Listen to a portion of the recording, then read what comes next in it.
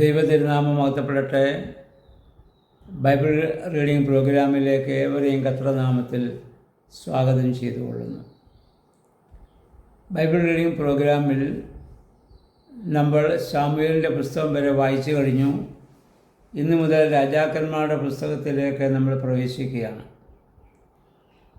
ശമൂവേലിൻ്റെ 1-2 പുസ്തകങ്ങളിലായി ശമൂവേലിൻ്റെ ജനനം മുതൽ ദാവീദ് രാജാവിൻ്റെ ഭരണത്തിൻ്റെ ഏകദേശം അവസാന നാളുകൾ വരെയുള്ള കാര്യങ്ങളാണ് നമ്മൾ കണ്ടത്. ഇനി 1 രാജാക്കന്മാരിൽ ദാവീദിൻ്റെ മകൻ ബേർശേബയിൽ തനിക്ക് ലഭിച്ചതായ മകൻ ശലോമോൻ രാജാവായി ഇനി വാഴുന്നതാണ് നമ്മൾ കാണാൻ പോകുന്നത്.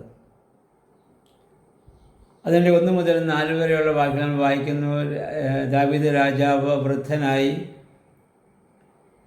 അദ്ദേഹത്തിൻ്റെ ശരീരത്തിൻ്റെ ബലമൊക്കെ ക്ഷയിച്ചു.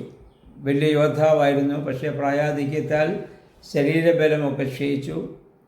അപ്പോൾ അദ്ദേഹത്തിന് എത്ര പുതപ്പിച്ചിട്ടും കുളിര് മാറാത്ത അനുഭവം ഉണ്ടാവുകയും അദ്ദേഹത്തോട് ചേർന്ന് കിടക്കുന്നതിന് വേണ്ടി ഒരു യുവതിയെ, ശൂനേംകാരി അഭിഷാഗ് എന്ന് പറയുന്ന ഒരു യുവതിയെ അദ്ദേഹത്തിന് ആളുകൾ നൽകുകയും, പക്ഷേ അതുകൊണ്ട് മാത്രം അദ്ദേഹത്തിന് കുളിര് മാറിയെന്ന് നമുക്ക് അവിടെ മനസ്സിലാക്കാൻ സാധിക്കില്ല. എന്തായിരുന്നാലും അദ്ദേഹത്തിന് നൽകുന്നതായി നമ്മൾ വായിക്കുന്നുണ്ട്. 5 മുതലുള്ള വാക്യങ്ങൾ നമ്മൾ വായിക്കുന്നത്,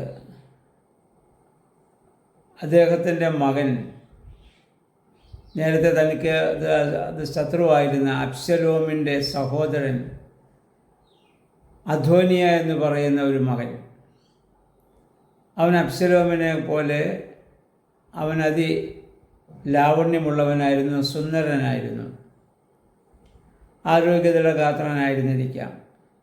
അവൻ സ്വയം രാജാവായി പ്രഖ്യാപിക്കുന്നതാണ് നമ്മൾ കാണുന്നത്. അവിടെ നമ്മൾ വായിക്കുന്നു, അവൻ ഇതിനു മുൻപ് പല തെറ്റുകളും ചെയ്തിട്ടുണ്ട്. അന്നൊന്നും ദാവീദ് അവനെ ശാസിച്ചിരുന്നില്ല.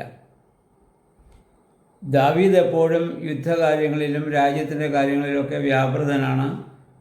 അതുകൊണ്ട് തന്നെ മക്കളുടെ കാര്യത്തിൽ അദ്ദേഹം അധികം ശ്രദ്ധിച്ചു കാണില്ല. അതുകൊണ്ടാണ് അവൻ ഇന്ന് സ്വയം രാജാവായി പ്രഖ്യാപിക്കുന്ന ഒരു സാഹചര്യം വരുന്നു. അവൻ ആരെയും ഭയപ്പെടുന്നില്ല. അപ്പനെ അവന് തീരെ ഭയമില്ല. പലപ്പോഴും നമ്മളും ശുശ്രൂഷാ രംഗങ്ങളിൽ പലപ്പോഴും ഇങ്ങനെയുള്ള സാഹചര്യം നമ്മുടെ ജീവിതത്തിലും ഉണ്ടാകാം. ശുശ്രൂഷയുമായി ബന്ധപ്പെട്ട് ഒരുപാട് തിരക്കുകളായിരിക്കുമ്പോൾ ഭവനത്തിലെ കാര്യം കൂടുതൽ ശ്രദ്ധിക്കാനോ അതിന് വേണ്ടതായ ക്രമീകരണങ്ങൾ ചെയ്യാനോ സാധിച്ചു എന്ന് നമുക്ക് വരില്ല. ഇത് തന്നെ ദാവീദിൻ്റെ ജീവിതത്തിൽ സംഭവിച്ചു എന്ന് മനസ്സിലാക്കാം. അവൻ സ്വയപ്രഖ്യാപിത രാജാവായി മാറിയപ്പോൾ ദാവീദിൻ്റെ അംഗരക്ഷകനായിരുന്നതായ യോവാബും പുരോഹിതനായ അബ്യാഥാറും അവനെ അനുകൂലിച്ചു. പക്ഷേ അതേ സമയത്ത് നാഥാൻ പ്രവാചകനും ഷിമെയി, റേയി എന്ന പ്രഭുക്കന്മാരും ദാവീദിൻ്റെ അംഗരക്ഷകളായ യോദ്ധാക്കളും അതിനോട് യോജിച്ചില്ല. കാരണം അവൻ സ്വയം പ്രഖ്യാപിത രാജാവായിട്ട് അവൻ മാറുകയാണ്, അബ്ശലോം ചെയ്തതുപോലെ തന്നെ. അവനിൽ നിന്നല്ലെങ്കിൽ നാളെ ദാവീദിനെ അബ്ശലോമിനെ പോലെ ഒരു ശത്രുവായി മാറാനാണ് സാധ്യത. അതുകൊണ്ട് നാഥാൻ പ്രവാചകൻ ദൈവത്തിൻ്റെ വലിയ പ്രവാചകനാണ്. അദ്ദേഹത്തിന് അതിനോട് യോജിക്കാൻ സാധിക്കുകയില്ല. ദാവീദിൻ്റെ കൂടെ ഉണ്ടായിരുന്ന യോദ്ധാക്കളും അല്ലെങ്കിൽ അംഗരക്ഷകന്മാരും അതിനോട് യോജിച്ചില്ല. പിന്നീട് നമ്മൾ കാണുന്ന അതിൻ്റെ 28 മുതലുള്ള വാക്യങ്ങൾ നമ്മൾ കാണുന്നത്, ദാവീദിനെ രാജാവായി പ്രഖ്യാപിക്കുവാൻ നാഥാൻ പ്രവാചകൻ്റെ വലിയ ഒരു ഇടപെടലിലൂടെ കാണുന്നു. അദ്ദേഹം ചെന്ന് ബേർശേബയെ കണ്ടിട്ട് പറഞ്ഞു, നീ രാജാവിൻ്റെ അടുത്ത് ചെന്ന് രാജാവിനോട് ആവശ്യപ്പെടണം ശലോമോനെ രാജാവായി തൻ്റെ അനന്തരാവകാശിയായി പ്രഖ്യാപിക്കുവാൻ. അത് കേട്ട് ബേർശേബ അദ്ദേഹത്തിനടുത്ത് ചെല്ലുകയും ഈ ആവശ്യം ഉന്നയിക്കുകയും ചെയ്തു. അപ്പോൾ ദാവീദ് രാജാവ് അപ്രകാരം തന്നെ പ്രഖ്യാപിക്കുന്നുണ്ട്, എനിക്ക് ശേഷം ശലോമോൻ രാജാവായിരിക്കും. അദ്ദേഹം മറ്റ് ഈ നാഥാനെയും ആ പുരോഹിതന്മാരെയൊക്കെ വിളിച്ചിട്ട് പറയുന്നു, അവനെ ഗീഹോനിൽ യഹോവയുടെ ആലയം ഇത് സ്ഥിതി ചെയ്യുന്നിടത്ത് അവനെ കൊണ്ടുപോകണം. അപ്പം ഈ സാദോക്ക് എന്ന് പറയുന്ന ആ പ്രവാചകനും അല്ലെങ്കിൽ പുരോഹിതനായ സാദോക്കിനോടും പ്രവാചകനായ നാഥാനോടും അദ്ദേഹം ആവശ്യപ്പെടുന്നു. കൊണ്ടുപോകേണ്ടത് ദാവീദ് രാജാവ് ഉപയോഗിച്ചിരുന്ന ആ കോവർ കഴുതപ്പുറത്താണ്. അങ്ങനെ കൊണ്ടുപോയി അദ്ദേഹത്തെ അവർ തൈലം കൊണ്ട് അഭിഷേകം ചെയ്ത് രാജാവായിട്ട് വാഴിക്കുന്നു. ജനമെല്ലാം രാജാവെന്ന് ഏറ്റുപറഞ്ഞ് ആർപ്പ് വിളിച്ചവനെ സന്തോഷത്തോടെ സ്വീകരിക്കുന്നു. ഇത് അറിഞ്ഞവനായ അധോനിയ ഭയപ്പെട്ടു പോവുകയാണ്. കാരണം അവൻ വ്യാജ രാജാവാണ്. യഥാർത്ഥത്തിലുള്ള രാജാവ് വരുമ്പോൾ, അഭിഷേകം പ്രാപിച്ചവൻ വരുമ്പോൾ വ്യാജന്മാർ ഭയപ്പെട്ട് ഇടുക സ്വാഭാവികമാണ്. അതാണ് ഇവിടെ സംഭവിക്കുക. അപ്പോൾ ആ അധോനിയയുടെ കൂടുണ്ടായിരുന്നവരുമൊക്കെ ഭയപ്പെട്ട് ഓടിപ്പോയി എന്നുള്ളതാണ്. അപ്പോൾ അവൻ എന്ത് ചെയ്തു? അവൻ ഓടി ദേവാലയത്തിൽ ചെന്നു, ബലിപീഠത്തിൽ ചെന്ന് അതിൻ്റെ കൊമ്പുകളിൽ ചെന്ന് പിടിച്ചു. ബലിപീഠത്തിൻ്റെ കൊമ്പുകളിൽ അഭയം പ്രാപിക്കുന്നവനെ വധിക്കാൻ പാടില്ല എന്ന് നമ്മളിതിനു മുൻപ് നമ്മൾ കണ്ടിട്ടുള്ളതാണ്. അപ്പം അങ്ങനെ ഒരു നിയമം ഇസ്രായേലിൽ ഉണ്ടല്ലോ. അവന് മരിക്കാതിരിക്കുന്നതിന് അപ്രകാരം ചെയ്തു. സ്വയം രാജാവായി അവൻ പ്രഖ്യാപിച്ചവനാണ്. പക്ഷേ കൂടെയുള്ളവരൊക്കെ തന്നെ കൈവിട്ട് ഭയപ്പെട്ടോടിയപ്പോൾ അദ്ദേഹത്തിന് അങ്ങനെ ചെയ്യേണ്ടി വരുന്നു.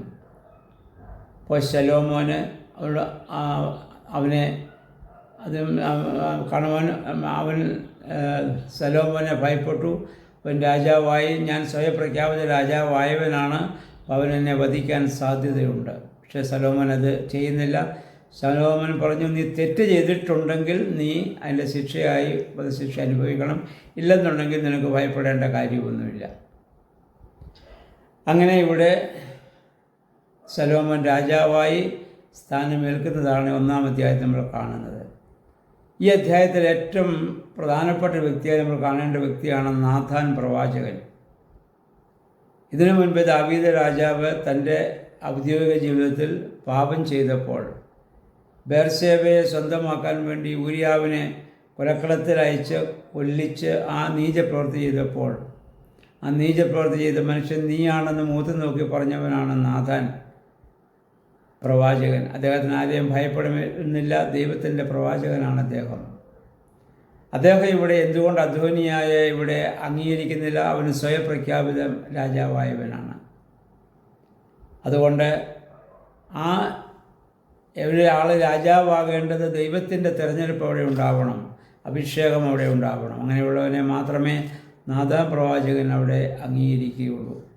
അതുകൊണ്ടാണ് അദ്ദേഹം ബേർശേബയിലൂടെ പറഞ്ഞ് ദാവീദിനോട് നേരായ മാർഗത്തിൽ അവനെ അല്ലെങ്കിൽ ശലോമോനെ രാജാവാക്കി വാഴിക്കാനുള്ള എല്ലാ ക്രമീകരണങ്ങളും അദ്ദേഹം ചെയ്തു.